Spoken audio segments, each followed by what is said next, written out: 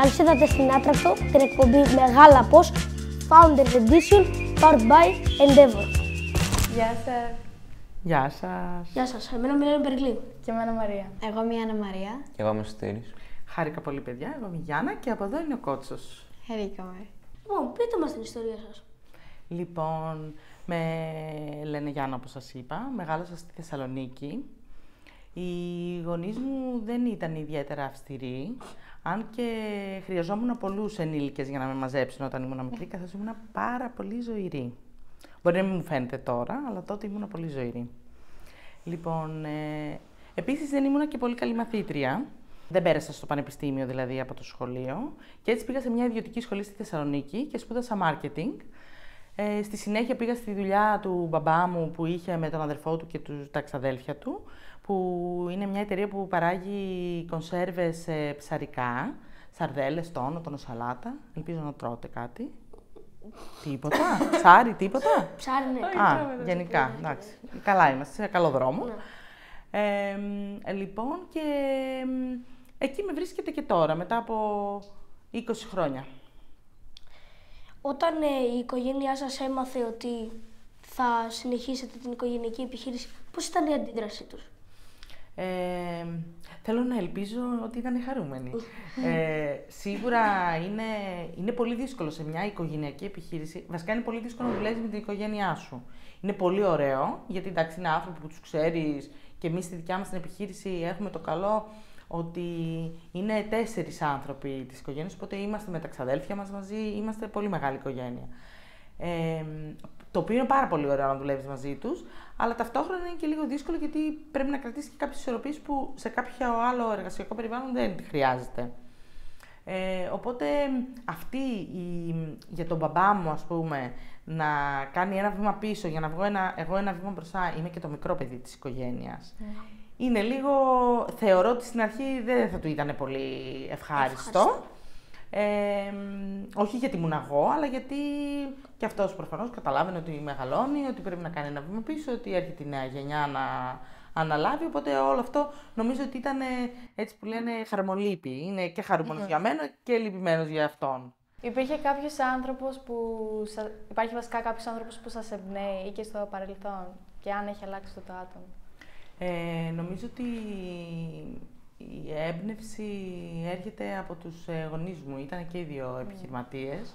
Οπότε έτσι στα τραπέζια μας τα καθημερινά και το Σαββατοκύριακο ειδικά πάντα υπήρχαν κάποιες επαγγελματικές συζητήσεις. Οπότε κάτι έτσι παίρναμε και εγώ και η αδελφή μου από αυτά τα τραπέζια και η κάθε μία το έχει εξελίξει διαφορετικά στη ζωή της. Αλλά σίγουρα έτσι σαν μέντορα, ας πούμε, θα έλεγα τους γονείς μου. Όταν τελειώσατε το πανεπιστήμιο και γυρίσατε πάλι στην Αθήνα, σας είπε, ας πούμε, ο πατέρας σας να πάρετε την επιχείρηση ή ήταν η δικιά σας πρωτοβουλία? Η αλήθεια είναι ότι, γιατί μεγάλωσα σε ένα σπίτι που πάντα άκουγα για αυτή τη δουλειά, μ' άρεσε και ονειρευόμουν να φτάσει αυτή η μέρα που θα πάω να δουλέψω εκεί πέρα, χωρίς να μπορώ να φανταστώ ότι μετά από κάποια χρόνια θα την αναλάβω κιόλας, δηλαδή γίνανε όλα πολύ πιο γρήγορα από ό,τι τα είχα στο μυαλό μου. Αλλά σίγουρα δεν ήταν προτροπή του πατέρα μου, αλλά σίγουρα προσπαθούσε και αυτός να δει αν μπορώ να κάνω αυτή τη δουλειά, γιατί ναι, μεν είναι μια οικογενειακή επιχείρηση, αλλά δεν πάβει να είναι μια επιχείρηση η οποία πρέπει να επιβιώσει, ασχέτου αν θα πάει το παιδί σου ή κάποιος εργαζόμενος. Άμα δηλαδή η επιχείρηση δεν ήταν οικογενειακή, πιστεύετε ότι θα είχε τέτοια επιτυχία? Θεωρώ ότι το οικογενειακό της προφίλ είναι πολύ σημαντικό. Δηλαδή πιστεύω ότι δεν θα είχε τόσο μεγάλη επιτυχία και πιστεύω ότι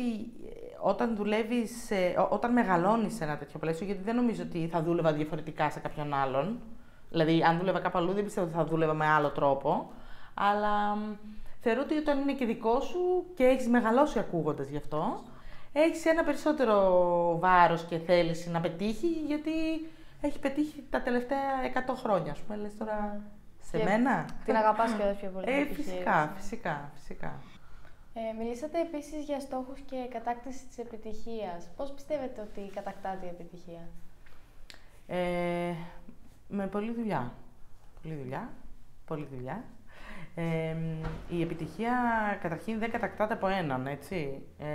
Ένας είναι αυτός που φαίνεται, αλλά υπάρχει μια ολόκληρη ομάδα από πίσω η οποία βοηθάει στην κατάκτηση της επιτυχίας. Όταν ο στόχος είναι συγκεκριμένος, δηλαδή, είναι μια ομάδα από πίσω που τρέχει. Δεν το κάνω μόνη μου, σαφέστατα. Οπότε η καλή επιλογή συνεργατών και καλύπτοντας όλο το φάσμα, ας πούμε, όλο τον κύκλο της πληροφορίας, φτάνεις να κατακτάς τον στόχο σου και να έχεις επιτυχία. Έχει επηρεάσει την πορεία σας το γεγονός ότι είστε γυναίκα? Κοίταξε να δεις, είναι μια ερώτηση που τα τελευταία χρόνια την ακούμε πάρα πολύ. Σαφέστατα, οι γυναίκες τα τελευταία χρόνια φυσικά έχουμε βγει στην αγορά εργασίας και είμαστε ισότιμα μέλη αυτής. Δεν νομίζω ότι έχει επηρεάσει με την έννοια ότι έχει δυσκολέψει ή έχει διευκολύνει την επαγγελματική μου ζωή το ότι είμαι γυναίκα. Σίγουρα όμως στην πορεία μου αισθάνθηκα κάποιους ανθρώπους που με αμφισβήτησαν γιατί ήμουν γυναίκα, που μόνο δύναμη και περισσότερο θάρρος μου έδωσε για να βελτιωθώ, όχι για να τη βελτιωθώ, για να ανταπεξέλθω στις συνθήκες αυτές στα επόμενα χρόνια. Η επιχείρησή σας την αρχίσατε στην οικονομική κρίση. Αυτό που δεν φοβόσασταν, μήπως δεν πάει καλά? Η αλήθεια είναι ότι θα ήθελα πάρα πολύ να ήταν δικιά μου ιδέα η εταιρεία, αλλά δυστυχώς και ευτυχώς συγχρόνως πηγαίνει πολύ πίσω. Είναι από τον προπάπου, ας πούμε, που ασχολούνται με τα τρόφιμα. Οι παππούδες μου είχαν μια εταιρεία εισαγωγής τροφίμων, δηλαδή δεν τα παράγανε στην Ελλάδα, τα φέραν απ' έξω. Και η γενιά του μπαμπά μου φτιάξανε το εργοστάσιο το 90, το 89 στο Κιλκής.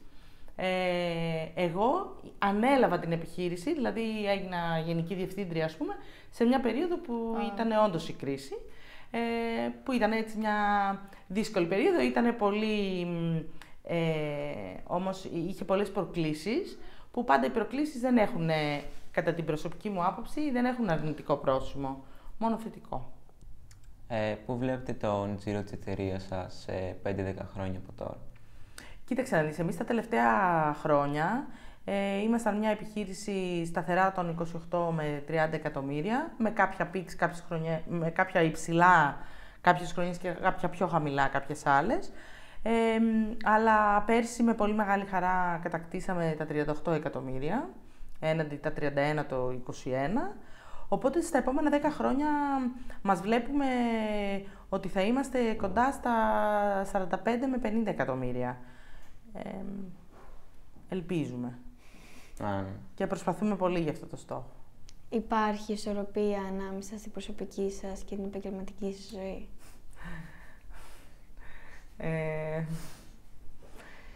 Είναι ένα στοίχημα καθημερινό αυτό, είναι η αλήθεια. Αλλά υπάρχουν περίοδοι που δεν υπάρχει αυτή η ισορροπία, αλλά υπάρχουν και περίοδοι που τα καταφέρνω περίφημα και έχω μια πολύ ωραία ισορροπία και τα τελευταία χρόνια έχω καταφέρει να τη βρω. Δυσκολεύτηκα πάρα πολύ και κάποιες φορές τη χάνω, γιατί δεν είναι όλοι οι μήνες και όλες οι μέρες ίδιες. Οπότε θα πω κατά γενική ομολογία ότι έχω όμως πλέον. Με πολύ μεγάλη χαρά θα το πω αυτό. Πώς το πετύχατε αυτό? Υπήρχε μια περίοδος στη ζωή μου στην οποία δεν είχα αυτή την ισορροπία, οπότε η επαγγελματική ζωή ήταν εις βάρος της προσωπικής. Γιατί το ανάποδο δεν συμβαίνει σχεδόν ποτέ. Αλλά φτιάχνοντας την κατάλληλη ομάδα στην δουλειά και ανθρώπους που μπορούν να σε βοηθήσουν, ο καθένας από τον τομέα ευθύνης του, να βγάλεις εις πέρας ένα project ή την καθημερινότητά σου, σε ελαφραίνει από το να έχεις το άγχος όλων των πραγμάτων. Οπότε είναι πιο εύκολο χρειάζεται λιγότερο χρόνο αν έχεις μια ωραία ομάδα δίπλα σου να το κάνεις όλοι μαζί, παρά να είσαι μόνος σου. Οπότε έτσι ελαφρύνθηκε η επαγγελματική και η προσωπική υπάρχει, οπότε την ισορροπείς πολύ πιο εύκολα μετά. Γιατί είναι σημαντικός ο αθλητισμός? Ο εθελοντισμός, είναι η αλήθεια, έχει παίξει πολύ σημαντικό ρόλο στη ζωή μου όλα αυτά τα χρόνια. Είμαι μέλος της ΧΑΝΘ, που είναι μια χριστιανική αδελφότητα νέων στη Θεσσαλονίκη, μέσα από την οποία πηγαίναμε στις κατασκηνώσεις όταν ήμασταν μικροί, πάρα πολλά χρόνια, τα καλύτερα καλοκαίρια της ζωής μου, και έχω και πάρα πολύ καλούς φίλους μέσα από αυτή την κατασκήνωση. Μέσα από την οποία βρεθήκαμε στο κέντρο της Θεσσαλονίκης να βοηθάμε σε διάφορες εθελοντικές δράσεις του οργανισμού, είτε με συσίτια ανθρώπων που δεν έχουν, είτε με βοήθειες σε μονογονεϊκές οικογένειες, πράγματα και μέσα από την κατασκήνωση. Δηλαδή βρεθήκαμε στη θέση να γίνουμε εμείς εκπαιδευτές των παιδιών, περνώντας από όλη αυτή τη διαδικασία και από κάποια μαθήματα. Οπότε ο εθελοντισμός, έλεγα ότι είναι ένα από τα πολύ βασικά στοιχεία, θα έπρεπε να είναι από τα πιο βασικά στοιχεία κάθε παιδιού, γιατί με αυτό μαθαίνουμε την αξία του να προσφέρουμε σε οποιονδήποτε έχει μεγαλύτερη ανάγκη από εμάς. Πώς πιστεύετε ότι μας καθορίζουν οι αξίες μας? Στο 100% πιστεύω. Οι αξίες μας έρχονται κυρίως από το σπίτι μας και από το περιβάλλον του σχολείου φυσικά που πηγαίνει ο καθένας μας.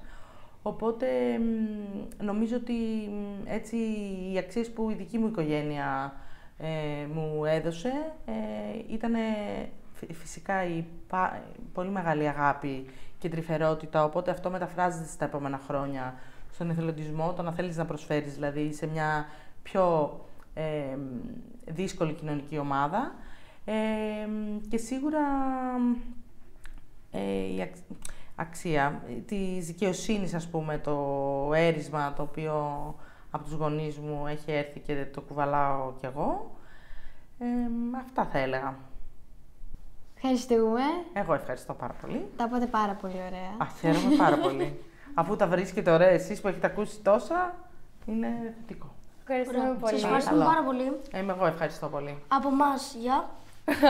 Από εμάς ελεύθεροι. Από εμάς.